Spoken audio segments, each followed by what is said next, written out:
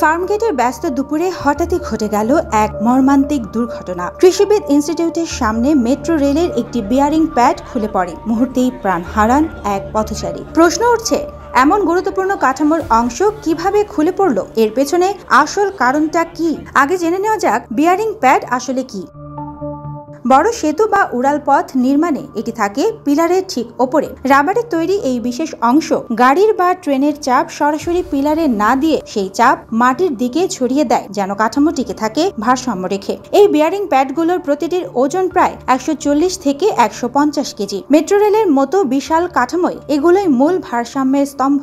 তাই একটি প্যাড খুলে পড়া মানেই পুরো সিস্টেমের জন্য বিপজ্জনক সংকেত। বিশেষজ্ঞরা বলছেন, ভায়া ডাক্টের নকশাগত ত্রুটি এর মূল কারণ। প্যাডকে পিলারের সঙ্গে আটকে রাখার নিরাপদ ব্যবস্থা না থাকায় রাবারের অংশটি খুলে পড়েছে। তারা পরামর্শ দিচ্ছেন, রাবারের বদলে উন্নত প্রযুক্তির টেকসই এবং অধিক চাপ সহনশীল প্যাড বিয়ারিং ব্যবহার করতে হবে, যাতে এমন দুর্ঘটনা আর না ঘটে।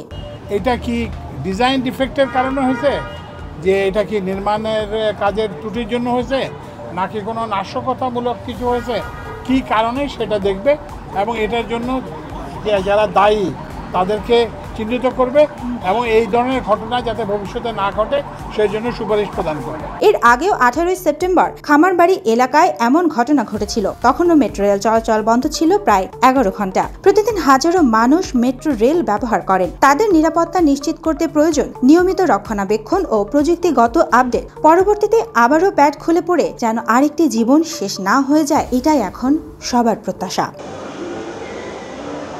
সুবর্ণা মেহজাবিন, দেশকাল নিউজ।